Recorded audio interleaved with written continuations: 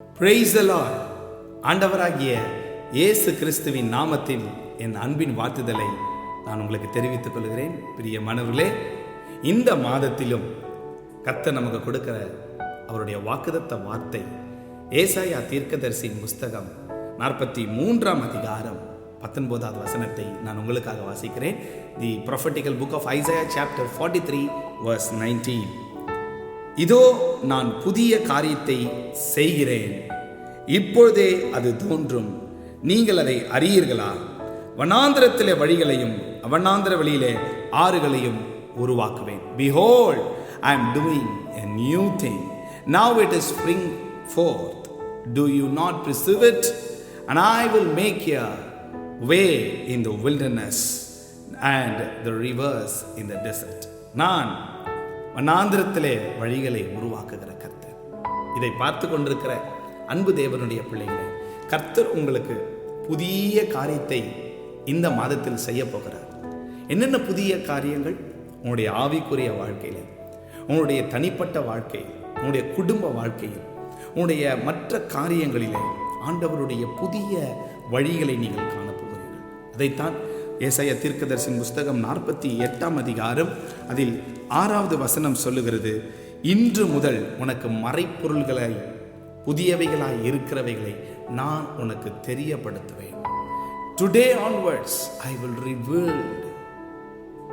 எது? புதிய காரியத்தை கர்த்தர் சொல்லுகிறார். உன்னுடைய வாழ்க்கையில் I'm going to take you to the new chapter. புதிய அத்தியாயத்துக்குள்ள கர்த்தர் உங்களை கொண்டு போக போகிறார். ஆம், மறைப்பொருள்களை தேவன் வெளிப்படுத்த போகிறார். தானியேலுக்கும் அவருடைய தோழர்களுக்கும் மறைப்பொருள் வெளிப்படுத்தப்பட்டது. The secrets were revealed unto Daniel and his friends. இன்றைக்கு கர்த்தர் சொல்லுகிறார், நான் புதிய காரியத்தை உன் வாழ்க்கையில் செய்ய போகிறேன். இதுவரைக்கும் நீங்கள் சுமந்து கொண்டு வந்த போராட்டம், இதுவரைக்கும் நீங்கள் சுமந்து கொண்டு வந்த அந்த வியாதி, அந்த பிரச்சனைகள், அந்த போராட்டங்கள், இவைகள் எல்லாவற்றையும் ஆண்டவர் உங்களை விட்டு நீக்கி உங்களுக்கு கர்த்தர் புதிய வழிகளை திறக்கப் போகிறதை நீங்கள் பார்க்க போகிறீர்கள். ஆகவே 42 அதிகாரம் ஏசாயா 42 9வது வசனத்தை நான் உங்களுக்காக வாசிக்கிறேன். அதிலே வார்த்தை சொல்லுகிறது, பூர்வ காலத்தில் தெரிவிக்கப்பட்டவைகள் இதோ நிறைவேறலாயின, புதியவைகளையும் நானே அறிவிக்கிறேன், அவைகள் தோன்றாததற்கு முன்னே அவைகளை நான் உருவாக்குகிறேன். The former things have come to pass and new things I now declare before they springs forth I tell you from on. So நான் உங்களுக்கு இவைகளை தெரிவிக்க போகிறேன். கர்த்தர் சொல்லுகிறார், என்ன படிக்கணும், எங்க வேலைக்கு போகணும், எந்த கண்ட்ரிக்கு போகணும், எந்த காரியத்தை செய்யணும், எந்த இன்டர்வியூ அட்டெண்ட் பண்ணணும், கர்த்தர் சொல்லுகிறார், என் அன்பு மகனே, என் மகளே, உன் வாழ்க்கையில நீ புதிய காரியத்தை நீ காணத்தான் போகிறாய். அதை நீங்கள் காண போகிறீங்க. உங்களுடைய எக்ஸாம் ரிசல்ட்டில் புதிய காரியத்தை பார்க்க போறீங்க. ஆண்டவர் எனக்கு இவ்வளோ பெரிய அற்புதத்தை செய்தார். ஆம், உன்னுடைய வாழ்க்கையில் நிச்சயமாகவே முடிவு உண்டு. உன் நம்பிக்கை வீண் போகாது. வேதம் வார்த்தை சொல்லுகிறது, ஒருவன் கிறிஸ்துவுக்குள் இருந்தால், 2 கொரிந்தியர் 5 அதிகாரம் 17 வசனத்தில், ஒருவன் கிறிஸ்துவுக்குள் இருந்தால் சகலமும் புதியவைகளாய் மாறுகிறது. If you come into Christ, everything become new. You will get a new creation. அப்ப கர்த்தர் உனக்கு புதிய காரியத்தை செய்கிறார். ஏன் பயப்படுகிறீங்க? பயப்படாதீங்க. உங்களுடைய வியாதியில, உங்களுடைய பிஸ்னஸ்ல, உங்களுடைய ஊழியத்தில், உங்களுடைய தனிப்பட்ட வாழ்க்கையில் கர்த்தர் சொல்லுகிற வார்த்தை இதுதான், நான் உனக்கு புதிய காரியத்தை செய்கிறேன். ஒருவேளை ஏன் எனக்கு இந்த காரியம் நடந்தது, ஏன் எனக்கு இந்த பிரச்சனை, ஏன் நான் அவமானப்படுத்தப்பட்டேன், ஏன் எனக்கு இந்த தோல்வி, ஏன் எனக்கு இந்த அவமானம் கேட்குறீங்களா? கர்த்தர் உங்களை பார்த்து சொல்லுகிறார், நான் உனக்கு புதிய காரியத்தை செய்கிறேன். மகளே, மகனே, நான் வனாந்திரத்தில் ஆறுகளை உருவாக்குகிற கர்த்தர். நிச்சயமாய் உனக்கு நான் புதிய காரியத்தை செய்கிறேன். விசுவாசிக்கிறீங்களா? ஆண்டவர் உங்களுக்காக ஒரு புதிய காரியத்தை செய்வார். உங்களுடைய பிள்ளைகளுக்காக புதிய காரியத்தை செய்வார்.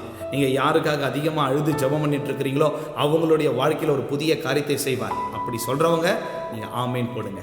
அப்படி சொல்கிறவங்க ஒரு தம்ஸ் அப் போடுங்க. எனக்காக கர்த்தர் புதிய காரியத்தை செய்வார் என்று சொல்லுகிறவர்கள், என் வாழ்க்கையிலே புதிய காரியத்தை செய்கிறார் என்று நம்புகிறவர்கள், நீங்கள் கமெண்ட்ஸில் ஆண்டவர் எனக்காக செய்வார், நான் நம்புகிறேன், ஆமேன் என்ற வார்த்தையை டைப் பண்ணுங்க. May God bless you, God be with you. நான் உங்களுக்காக செபிக்க போகிறேன். அன்பான பிதாவே, இந்த மாதத்திலும் இந்த ஜனங்களுக்கு, இதை பார்த்து கொண்டிருக்கிற அருமையான மகனுக்கு, மகளுக்கு, பிள்ளைகளுக்கு நீர் புதிய காரியத்தை செய்ய போகிறதற்காக உமக்கு நன்றி செலுத்துகிறேன். அப்பா, இவருடைய வாழ்க்கையில் எதற்காக இவர்கள் ஏங்கி காத்து தவித்து கொண்டிருக்கிறார்களோ அந்த காரியத்திலே நீர் புதிய காரியத்தை செய்யும்படியா நான் செபிக்கிறேன். Lord, you said, behold I will do a new thing. ஆமாண்டவர், அந்த வார்த்தையின்படியே புதிய வழிகள் திறக்கப்படுவதாக, புதிய கதவுகள் திறக்கப்படுவதாக, புதிய பாதைகள் இவர்களுக்கு முன்பதாக உருவாகட்டும். தடைகளை எல்லாவற்றையும் கர்த்தர் நீர் நிர்மூலமாக்கி போடும்படியாய் செபிக்கிறேன்.